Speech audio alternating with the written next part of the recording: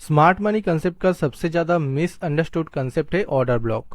सो हे traders, welcome है आप सभी का हमारे ट्रेडिंग सीरीज के एक न्यू एपिसोड में। बहुत लोग सोचते हैं कि एक अप कैंडल का मतलब होता है बियरिश ऑर्डर ब्लॉक एंड एक डाउन कैंडल का मतलब होता है बुलिश ऑर्डर ब्लॉक, लेकिन ऐसा नहीं होता। तो असल में ऑर्डर ब्लॉक क्या होते हैं और कैसे हम इन्हें यूज करके पैसा कमा सकते हैं, हमारे इस एपिसोड में हम देखेंगे कैसे एक strong order block find out किया जाता है और कैसे इन्हें ट्रेडिंग में सही तरीके से यूज किया जाता है। तो दोस्तों तैयार हो जाओ, क्योंकि आज हम जानेंगे ट्रेडिंग के कुछ धमाकेदार टिप्स एंड ट्रिक्स। और अगर आप चैनल में नए हो तो सब्सक्राइब करना बिल्कुल ना भूले। तो चलिए बिना किसी देरी के शुरू करते हैं। तो ऑर्डर ब्लॉक कैसे एंड कहाँ पे बनता है? तो पहला पॉइंट है रिवर्सल एरिया। मतलब एक प्राइस रिवर्सल के बाद या एक ट्रेंड रिवर्सल के बाद ही हमें ऑर्डर ब्लॉक बनते हुए दिखता है। यहाँ पे ये जो फेयर वैल्यू गैप आपको दिख रहा है रिवर्सल होने से पहले, इस फेयर वैल्यू गैप को हम मैनिपुलेशन गैप बोलते हैं, क्योंकि इसके थ्रू बहुत सारे रिटेलर्स को मैनिपुलेट किया जाता है। ये एक्चुअल मार्केट का इंटेंशन शो नहीं कर रहा है। इसके बाद जो फेयर वैल्यू गैप बन रहा है, ये फेयर वैल्यू गैप मार्केट का एक्चुअल इंटेंशन शो कर रहा है, क्योंकि ये fair value gap after the reversal create हुआ है। एंड इसी फेयर वैल्यू गैप में जब प्राइस ट्रेड करने लगेगा, उसी फेयर वैल्यू गैप को हम मिटिगेटेड गैप भी बोलते हैं।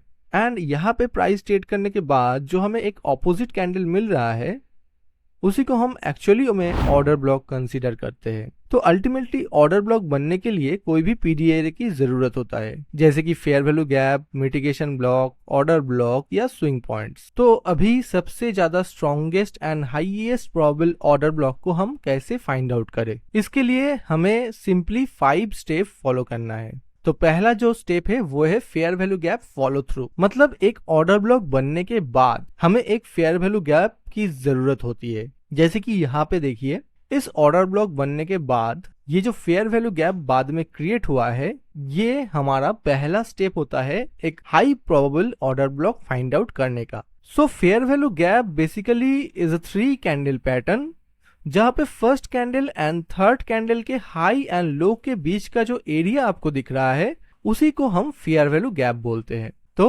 पहला स्टेप है ऑर्डर ब्लॉक के बाद एक फेयर वैल्यू गैप होना अनिवार्य है। तो जो हमारा नेक्स्ट स्टेप है वो है प्रीवियस पीडी अरे। तो प्रीवियस पीडी अरे को समझने से पहले जान लेते हैं पीडी अरे किसे कहते हैं।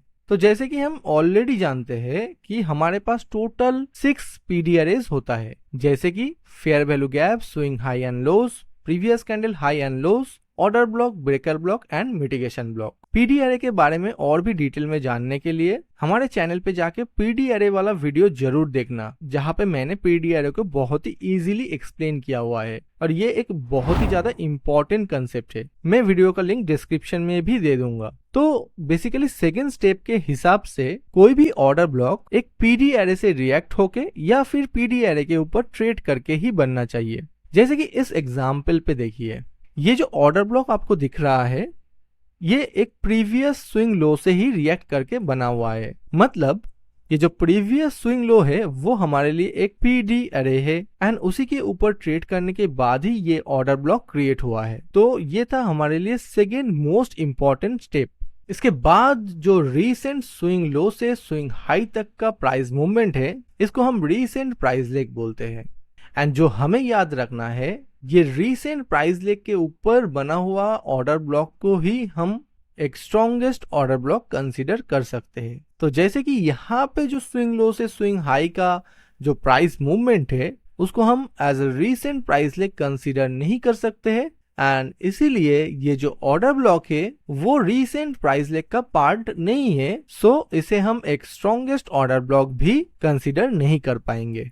इसके बाद है बायस। अभी बायस क्या है? बायस का मतलब सिंपली डायरेक्शन होता है। मतलब हायर टाइम फ्रेम पर्सपेक्टिव के हिसाब से मार्केट कहाँ पे जा सकता है, अप या डाउन। तो जैसे कि यहाँ पे देखिए, यहाँ पे ये जो कैंडल है, ये कैंडल ने प्रीवियस फेयर वैल्यू गैप के ऊपर ट्रेड करने के बाद एक डाउन साइड में विक क्रिएट किया है।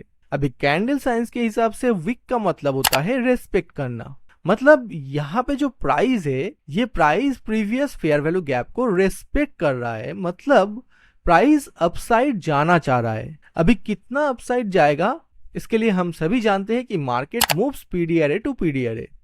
तो जैसे कि ये फेयर वैल्यू गैप एक पीडी अरे है एंड इस पीडी अरे से रिएक्ट करने के बाद मार्केट स्विंग हाई यानी कि नेक्स्ट पीडी एरे तक ऑब्वियसली मूव करेगा, क्योंकि बीच में कोई भी फेयर वैल्यू गैप नहीं है। तो इसको ही हम बोलते हैं एक क्लियर हायर टाइम फ्रेम बायस। मतलब हमारे हिसाब से मार्केट कहाँ जाना चाहिए, मार्केट का डायरेक्शन क्या होना चाहिए। तो कोई भी ऑर्डर ब्लॉक अगर एक प्रॉपर डायरेक्शन के साथ आपको मिलता है तो ऑब्वियसली वो ऑर्डर ब्लॉक एक स्ट्रॉन्ग ऑर्डर ब्लॉक माना जाता है।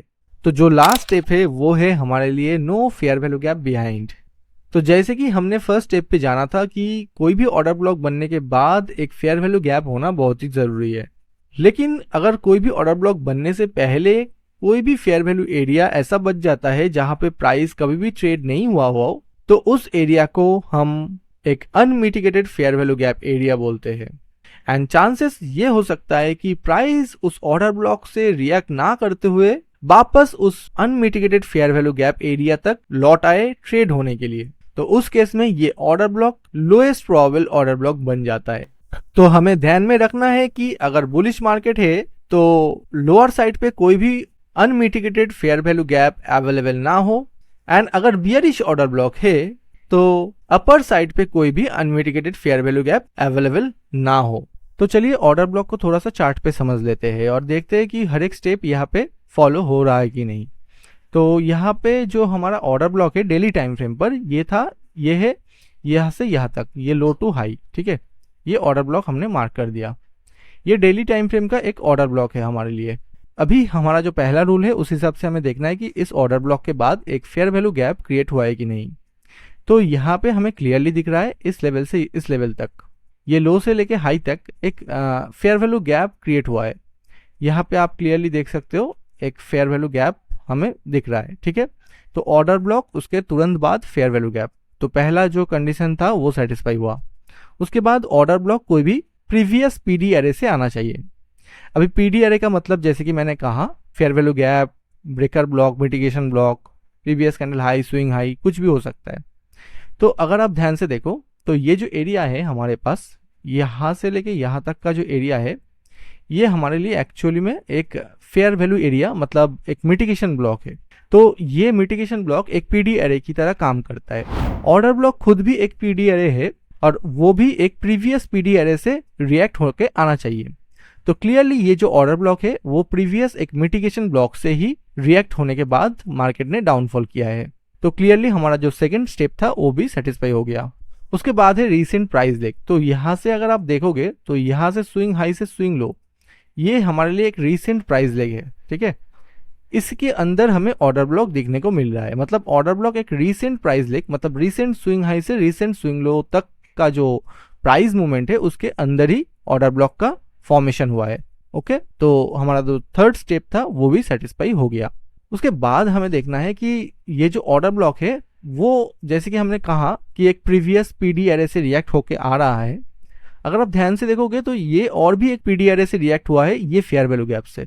तो ऑर्डर ब्लॉक जो है वो बहुत ही ज्यादा हाई प्रोबेबल बन जाता है, क्योंकि ये जो ऑर्डर ब्लॉक है ये एक मिटिगेशन ब्लॉक से भी रिएक्ट हो रहा है और एक फेयर वैल्यू गैप से भी रिएक्ट होके ये ऑर्डर ब्लॉक का फॉर्मेशन हुआ है। मतलब बहुत ज्यादा हाई प्रोबेबल ऑर्डर ब्लॉक हो गया है हमारे लिए। उसके बाद क्या है, उसके बाद है डायरेक्शन। अभी डायरेक्शन मतलब बायस, एंड बायस मतलब draw on liquidity, and draw on liquidity का मतलब होता है नेक्स्ट पीडी एरे। क्योंकि हम जिस डायरेक्शन में जा रहे हैं उस डायरेक्शन में जो पीडी एरे हमें मिलेगा सबसे नियरेस्ट वही हमारा टारगेट होगा हायर टाइम फ्रेम पर्सपेक्टिव पे। तो जो प्रीवियस कैंडल लो है यहाँ पे आपको दिख रहा है डेली का, तो ये प्रीवियस कैंडल लो हमारे लिए एक ड्रॉ ऑन लिक्विडिटी है, तो इसको हम as a draw on liquidity mark कर सकते हैं। अभी ड्रॉ ऑन लिक्विडिटी के बाद हम क्या देखेंगे कि यहाँ पे लोअर टाइम फ्रेम पे आके कोई भी एंट्री हमें मिल रहा है कि नहीं। तो कैसे एंट्री लेना है चलिए वो भी समझ लेते हैं। अभी अगर हमें 1 आवर टाइम फ्रेम पे आऊं तो 1 आवर टाइम फ्रेम पे हमें वेट करना है ये ऑर्डर ब्लॉक तक प्राइस को आने का। थोड़ा सा मैं फेयर वैल्यू गैप को डिलीट कर देता हूं ताकि आपको और भी अच्छे से समझ में आए। लोअर टाइम फ्रेम पे हमें वेट करना है प्राइस को ऑर्डर ब्लॉक तक आने का। अभी देखिए, अभी यहाँ पे थोड़ा सा ध्यान से समझना होगा। अभी यहाँ पे ध्यान से देखिए, प्राइस ने लोअर टाइम फ्रेम पे यहाँ पे एक मैनिपुलेशन गैप क्रिएट किया है। अभी ये मैनिपुलेशन गैप क्या है? मैनिपुलेशन गैप का मतलब अगर कोई भी फेयर वैल्यू गैप क्रिएट होने के बाद पीडी एरे को एंटर करते ही एक ऑपोजिट डायरेक्शन में एक दूसरा फेयर वैल्यू गैप क्रिएट करता है तो उसे ही हम एक मैनिपुलेशन गैप बोलते हैं। आप थोड़ा सा ध्यान से देखो, प्राइस ने यहाँ पे जो फेयर वैल्यू गैप क्रिएट किया है वो हमारा पीडी एरे तक एंटर कर रहा है, मतलब higher time frame PD array तक एंटर कर रहा है प्राइस। और ज्यादातर रिटेलर को यहाँ पे मैनिपुलेट किया जाता है इस फेयर वैल्यू गैप के थ्रू, क्योंकि यहाँ से लोग समझते हैं कि अभी मार्केट ऊपर जाने वाला है, क्योंकि यहाँ पे फेयर वैल्यू गैप का फॉर्मेशन हुआ है। तो इस फॉर्मेशन को देखते बहुत सारे लोग बाइंग साइड में जाना चाहते हैं तो और मैनिपुलेट हो जाते हैं, क्योंकि उनको हायर टाइम फ्रेम पर्सपेक्टिव जो हमारा डेली टाइम फ्रेम का ऑर्डर ब्लॉक यहाँ पे है वो तो पता नहीं है, वो सिर्फ फेयर वैल्यू गैप के ऊपर ट्रेड करते हैं। सो ये फेयर वैल्यू गैप के थ्रू एक मैनिपुलेट किया जाता है रिटेलर को। एंड नेक्स्ट, इसको समझने के लिए एक तुरंत एक शार्प टर्न, मतलब एक शार्प टर्न या फिर एक रिवर्सल, और रिवर्सल हो कहां से रहा है, हमारे जो पीडी एरे है मतलब ऑर्डर ब्लॉक है वहां से ही हो रहा है। मतलब कोई भी जगह अगर fair value gap in and fair value gap out तुरंत हो जाता है तो उसे हम शार्प टर्न बोलते हैं। ऐसे ही शार्प टर्न एंट्री को और भी डिटेल में जानने के लिए आप ऑब्वियसली शार्प टर्न वाला वीडियो जरूर देख लेना। अभी यहाँ पे जो मैनिपुलेशन गैप क्रिएट किया है एंड उसके तुरंत बाद एक एक्चुअल फेयर वैल्यू गैप, मतलब जिससे मार्केट का एक्चुअल इंटेंशन शो हो रहा है। मैं कैसे बोल पा रहा हूँ कि ये एक्चुअल है, क्योंकि ऑब्वियसली मार्केट एक higher time frame PD array से रिएक्ट करके यहाँ पे एक फेयर वैल्यू गैप का फॉर्मेशन किया है। तो इस फॉर्मेशन से हमें पता लगता है कि ये जो गैप था ये गैप सिर्फ मैनिपुलेट करने के लिए क्रिएट किया गया था। एंड यहाँ से जब शार्प टर्न हमें मिला तो यहाँ से ही हम अपना एंट्री जो है वो डायरेक्टली ले सकते हैं। जो थर्ड कैंडल है उस थर्ड कैंडल के क्लोज के ऊपर ही हम एंट्री ले सकते हैं या फिर इस फेयर वैल्यू गैप तक भी वेट कर सकते हैं। तो मैं जनरली ये जो थर्ड कैंडल क्लोज होता है शार्प टर्न एंट्री के केस में वहां से एंट्री ले लेता हूँ। एंड हमारा जो एसएल रहता है वो रहता है जो ये स्विंग हाई पॉइंट आपको दिख रहा है वो स्विंग हाई तक। And target obviously draw on liquidity तक रहेगा, जो कि ये जो ड्रॉ ऑन लिक्विडिटी है यहाँ तक हमारा टारगेट रहता है। ड्रॉ ऑन लिक्विडिटी कैसे हमने पता किया, वो डेली टाइम फ्रेम का प्रीवियस कैंडल लो था। जैसे कि हमने ऑलरेडी कहा था कि previous candle high and low can act also as a draw on liquidity, मतलब यहाँ तक प्राइस आ सकता है, यहाँ तक प्राइस का डायरेक्शन हो सकता है, यहाँ तक प्राइस मूवमेंट कर सकता है।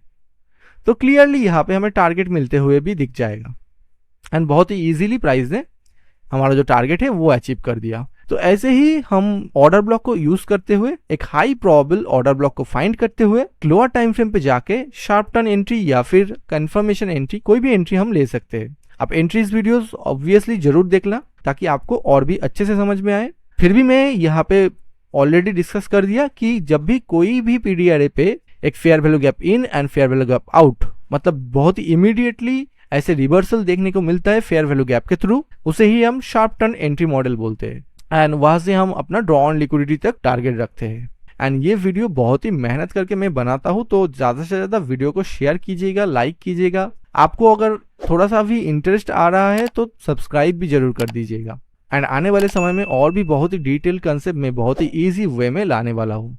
इसी के साथ लाइव मार्केट एनालिसिस के लिए आप हमारे फ्री टेलीग्राम चैनल पे भी ज्वाइन कर सकते हो, जहाँ पे मैं हर दिन अपना जो एनालिसिस है फेयर वैल्यू गैप के ऊपर वो शेयर करते रहता हूँ। तो ये था आज का वीडियो, मिलते हैं नेक्स्ट वीडियो में। Thank you.